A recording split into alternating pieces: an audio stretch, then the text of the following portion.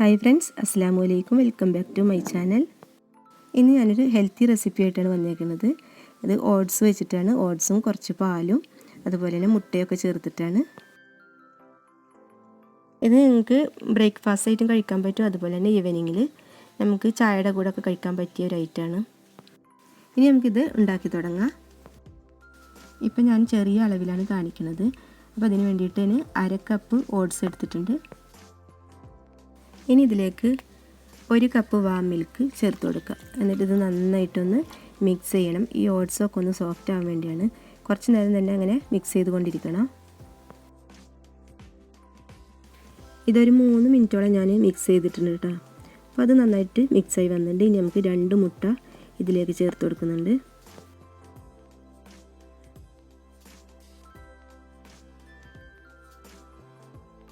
ഒരു table spoon ചെറിയ ജീരകം ചെറുതായിട്ടൊന്ന് ചതച്ചത് അതുകൂടെ ചേർത്ത് നല്ലോണം പൊടിക്കണ്ട.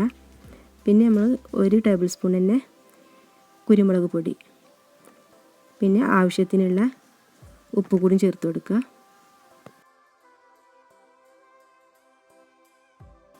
ഇനി ഇത് നന്നായിട്ട് മിക്സ് ചെയ്യുക. മുട്ടയൊക്കെ നന്നായിട്ടൊന്ന് മിക്സായി കിട്ടണം.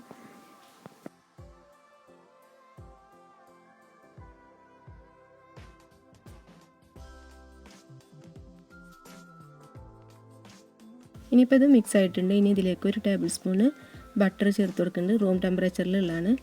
അതുകൂടെ ചേർത്ത് നന്നായിട്ടൊന്ന് മിക്സ് ചെയ്യുക. ഈ ബട്ടറിന് പകരം ഗീ ആയാലും കുഴപ്പമില്ല. ഇനി ഇതിലേക്ക് ചേർക്കാൻ പാലില്ലെങ്കിൽ പാൽപ്പൊടി വെച്ചിട്ടും ചെയ്യാം. അപ്പോൾ അതിന് വേണ്ടിയിട്ട് ചെറു ചൂടുള്ള വെള്ളത്തിലേക്ക് 3 ടേബിൾ സ്പൂൺ പാൽപ്പൊടി മിക്സ് ചെയ്തിട്ട് അത് ചേർത്ത് കൊടുക്കുക. അപ്പോൾ ഇത് നന്നായി മിക്സ് ചെയ്തിട്ടുണ്ട്. ഇനി പാൻ എടുക്കുക. അതിലോട്ട് കുറച്ച് ഒലിവ് ഓയിൽ ഞാൻ ഒഴിച്ചു കൊടുത്തിട്ടുണ്ട്. നിങ്ങൾക്ക് വേണമെങ്കിൽ സാധാ ഓയിൽ ഒഴിച്ചു കൊടുത്താലും മതി. ഇത് എല്ലാ ഭാഗത്തേക്കൊന്ന് ആക്കി കൊടുക്കുക, ചുറ്റിച്ചു കൊടുക്കുക. അപ്പോൾ ഞാൻ ഫ്ലെയിം ഓൺ ചെയ്തിട്ടൊന്നുമില്ല. ഇനി ഇതിലോട്ട് ബാറ്റർ ഒഴിച്ചു കൊടുക്കുക. അതിനുശേഷം മാത്രം ഫ്ലെയിം ഓൺ ചെയ്താൽ മതി.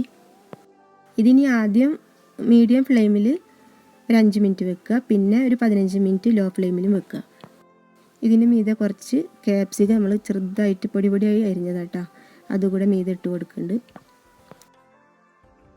ഇതൊന്നും വേണമെന്നില്ല കേട്ടോ. ഇത് കയ്യിലുണ്ടെങ്കിൽ മാത്രം ചേർത്താൽ മതി. ഇതില്ലെങ്കിലും നല്ല ടേസ്റ്റ് ഉണ്ടാവും.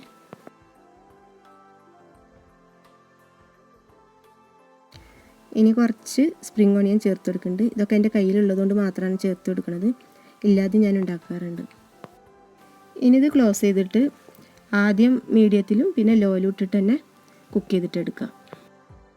ഇപ്പോൾ 10 മിനിറ്റ് കഴിഞ്ഞേക്കണം. അപ്പോൾ അത് അടിഭാഗം ആയിട്ടുണ്ടാവും. അപ്പോൾ നമുക്ക് എന്ത് വേണം, അതൊന്ന് മറിച്ചിട്ടിട്ട് കൊടുക്കുക.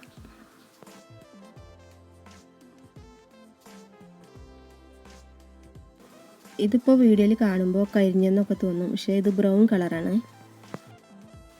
ഇപ്പോൾ ഇത് മറ്റേ ഭാഗം റെഡി ആയിട്ട് വന്നിട്ടുണ്ട്. അപ്പോൾ ഇതെല്ലാവർക്കും ഇഷ്ടപ്പെടും, ഒരു ഹെൽത്തി റെസിപ്പി കൂടിയാണ്. പിന്നെ എല്ലാവരും രാവിലെ എന്താ ഉണ്ടാക്കുക എന്ന് വെച്ചാൽ നിൽക്കുക. അപ്പോൾ അതിന് എപ്പോഴും ചെയ്യുന്നതിന് ഒരു വ്യത്യസ്തമായിട്ട് ഇങ്ങനെ ഒന്ന് ചെയ്ത് നോക്കുക. നിങ്ങൾക്ക് ഇഷ്ടപ്പെട്ടാൽ ലൈക്ക് ചെയ്യുക, ഷെയർ ചെയ്യുക, സബ്സ്ക്രൈബ് ചെയ്യുക.